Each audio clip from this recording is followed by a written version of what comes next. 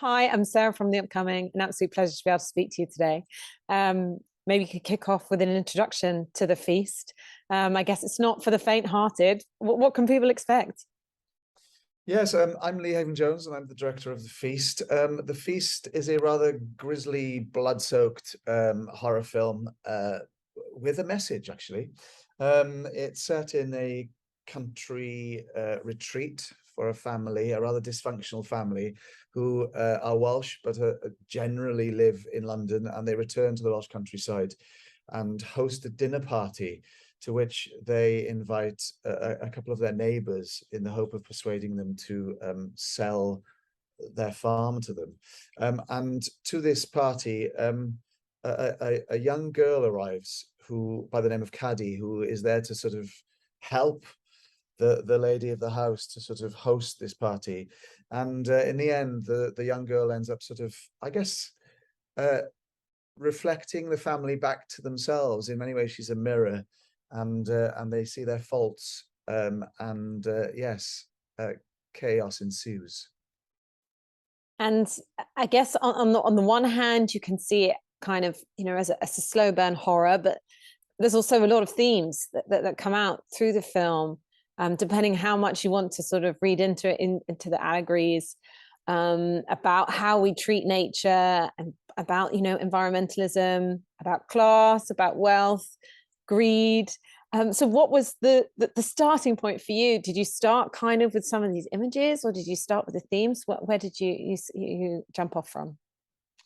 I guess the starting point was the desire to say something, really, and also a passion for horror. And you're right; it's a contemporary morality tale about the importance of being true to yourself and your people, and offers a stark warning at the same time against the consequences of greed and avarice. But also there is this environmental message kind of at the heart of the piece, and it's about sustainability and about how we use the land and abuse the earth, and it kind of offers a warning to humanity that that the earth will wreak its revenge at some point for the devastation that we have caused. So yes, it's got all of that in it, and I guess for me the jumping off point was the script that was written by Roger Williams, who I've worked with quite considerably, actually, albeit in television. And I just really responded to that script, and there were some fantastic images in it, and then we collaborated, and I brought a few more sort of interesting ideas to the project, and that was the beginning, really. And how important was it to you that it was in the Welsh language? Because I don't know how many other films I've actually watched, in Welsh language, never mind a kind of horror of this nature. And I guess as a non-Welsh speaker, it also adds another layer of this kind of otherworldliness to it. So maybe you can talk through kind of why that was important to you and what you think the effect of it having in that language is. Yeah, well, the Welsh language is sort of central to this film, and it's very much in its DNA. And in fact, that was one of the guiding reasons why we wanted to make this film. Uh, I've worked quite a bit in the Welsh language, and it's been a frustration of mine that Welsh language content hasn't quite managed to make the impact that it should have, actually. So definitely that was one of the reasons we wanted to make the film, to get a Welsh language contemporary story out there into the world. So often I'm asked, what was behind my decision for making it in Welsh, and it really wasn't a decision. I speak Welsh; it's who I am. And the film exists on those terms, really. It's interesting. I wonder sometimes whether or not Almodovar would be asked, whether or not, what made him decide to make a film in Spanish, or by contrast, I don't know, Lynn Ramsey, why did she make a film in English? It's who they are, and similarly with this film, it's kind of who I am. And maybe you can tell us a bit about your incredible cast, and perhaps, at the center of it, Anna, is, who's doesn't have much to work with in terms of dialogue, but gives one of the most enigmatic performances, I think. And then it's not an easy task either for some of the other cast, because each of these characters, seems to kind of represent some kind of slightly despicable different, part of human nature, and more of their characters seems to get revealed. The layers peel off as the film wears on. So how did you cast these people, and how did you work with them to kind of develop your ideas for the characters? Yes, I think you're right. I mean, a lot of these characters are kind of despicable. It's a very dysfunctional family unit. But also in the way that the film is constructed, I said it was a kind of a contemporary morality tale, a fable in many ways. So these characters are kind of archetypes, and it's not easy to play an archetype actually.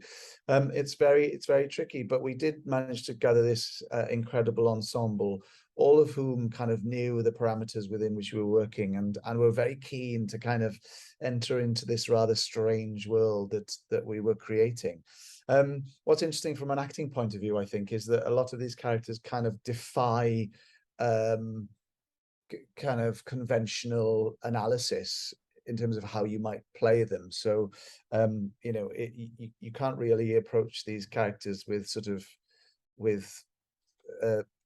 kind of Stanislavskian intentions, and that is tricky. But I've worked with a number of these actors before, and we already shared a common experience and a shared language, and yeah, that was the basis for our collaboration. As for Anis, I think her performance is rather remarkable, really, given, as you said, there's very little dialogue. But I think that's the key to the performance for me. And what she does brilliantly, it's almost as if she's discovering the world afresh, and experiencing people and objects and experiences in the moment. And that's what's rather charming about it. And I think what people really enjoy, there's a wonderful sort of transparency to what she does. And I think what it does is it allows us as an audience to kind of project our own thoughts and feelings onto her. It's a bit like stepping into an art gallery where you have a vast white room with an object at the center of it, and then that space allows you to kind of fully engage with that object. And I think that's what's happening here. I think as an audience we see ourselves in her in a funny way. And the look and feel of the film also seems really crucial. I mean, obviously things escalate as it goes on, but even from minute one, where ostensibly, we're just in a house, the music, the sounds, the colors, everything just kind of indicates that something's a bit off. There's something surreal. So how did you kind of use the tools of cinema and the sound to kind of start that right from the beginning, but then kind of dial it up as the film progresses? Yeah, I mean, the house, I think, was one of the key ingredients in setting the tone and the mood and the feel for this film. And we were very lucky.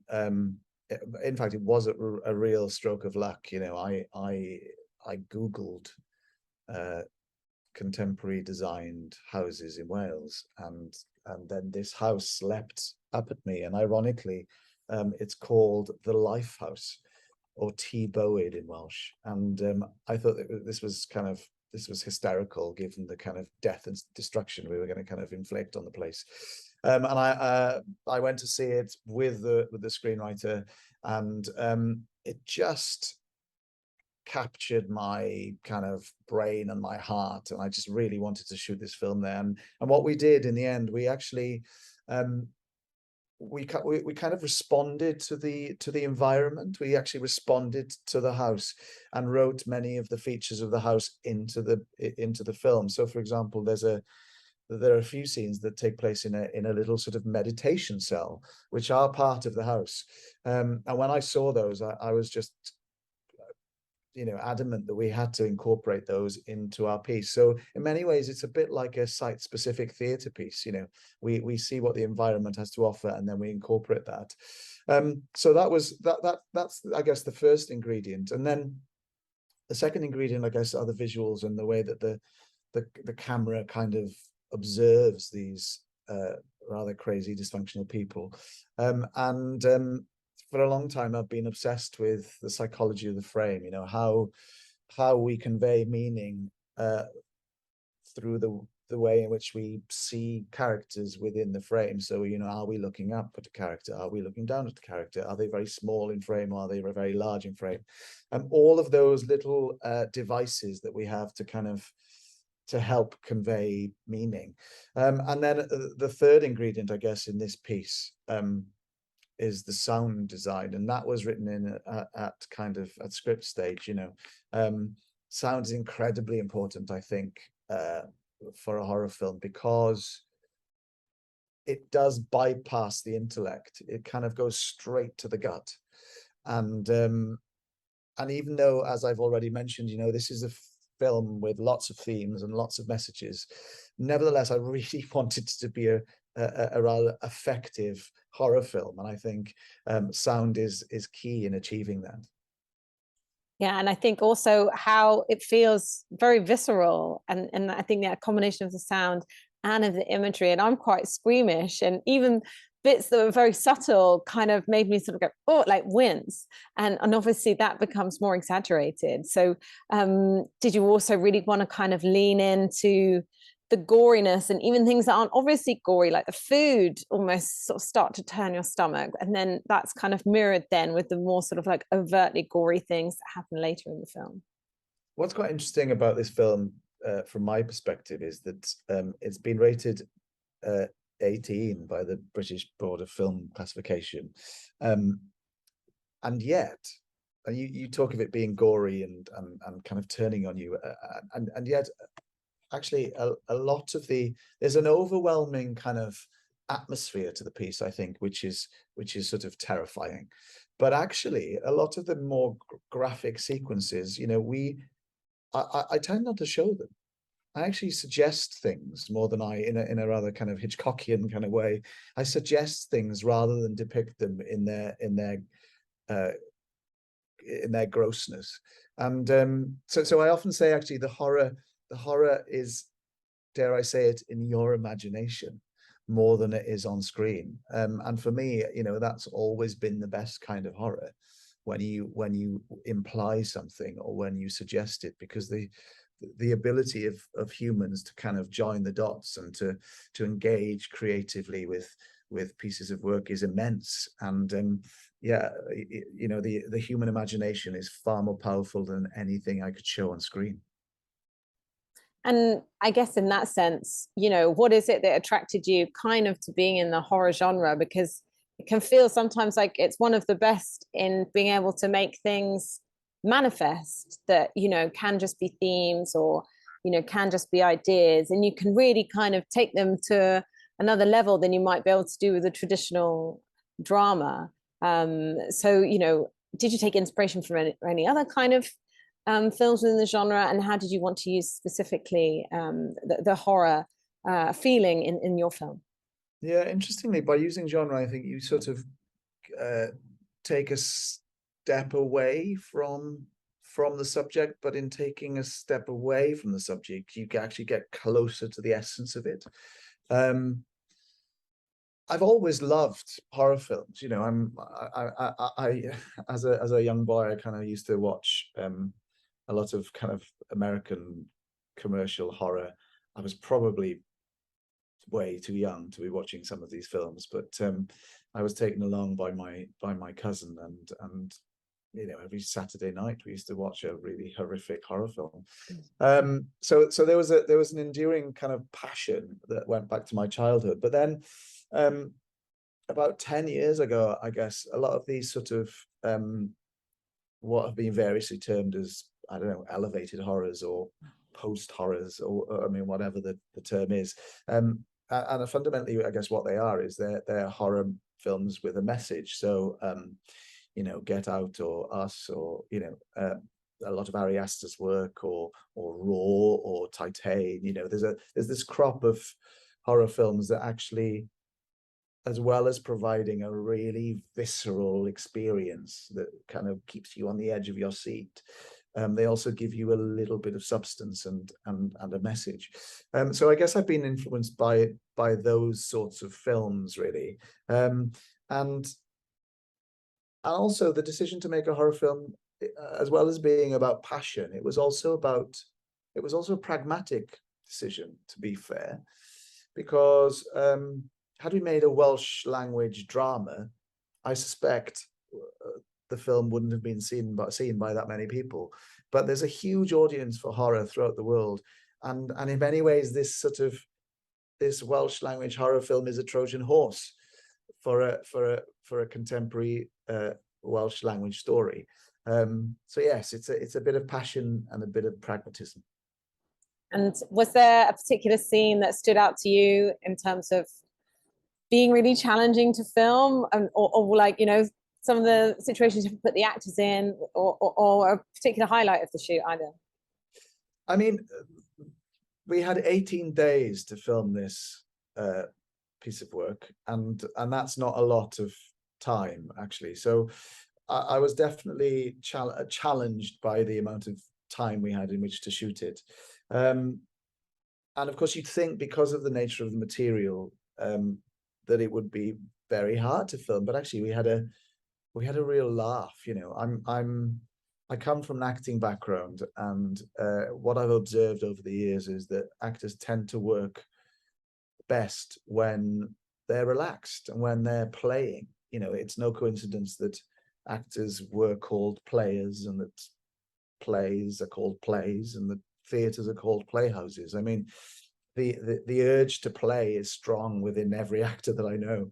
So I try to keep a kind of a playful atmosphere on set, and not to get too sort of bogged down in the intensity of the situations. I mean, there are some fantastically weird and wonderful scenes in the film. You know, I particularly enjoyed the scene where Caddy is communing with the earth and is enveloped by vines. You know, I particularly enjoyed the scene where Eros is eating in the grossest of ways, kind of from a plate, almost like a pig at a trough.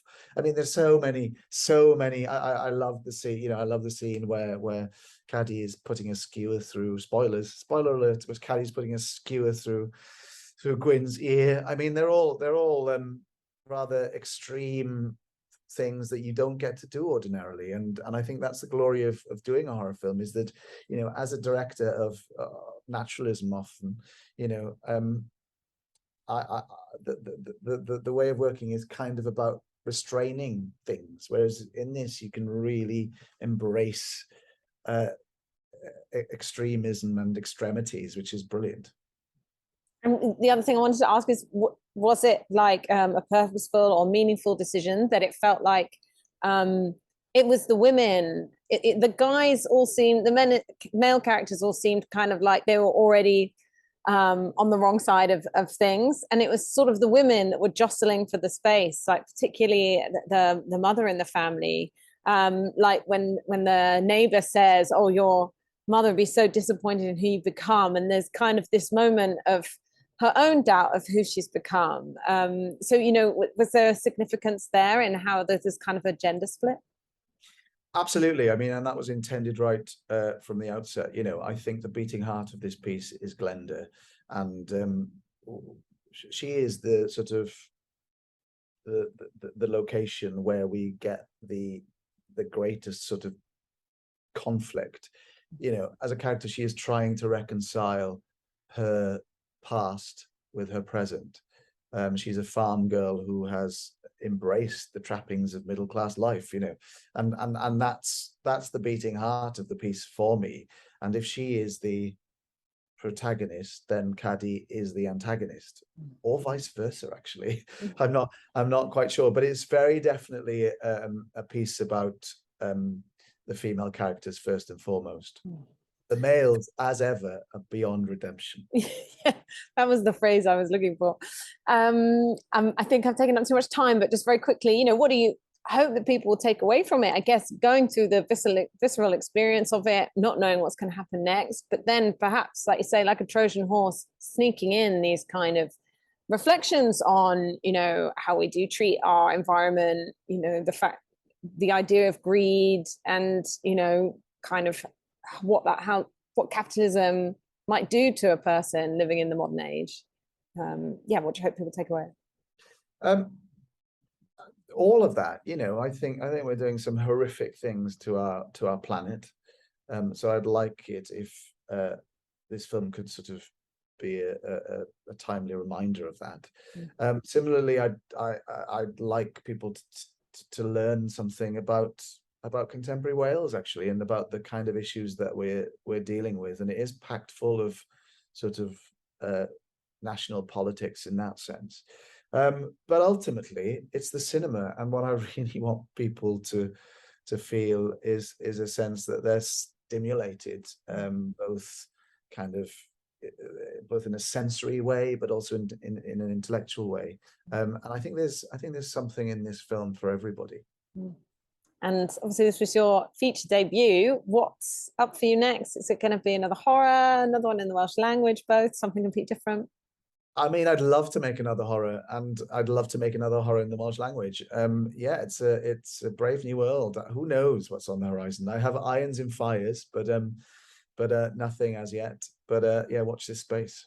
Amazing. Well, thank you so much for sharing all that with me, and can't wait for everyone else to get stuck into the feast. That's not too much of a pun. Indeed. Enjoy what's on the menu. Yeah, exactly. Thank you. Lovely to Cheers. chat to you. Cheers. Thank Bye. you. Bye. Bye-bye.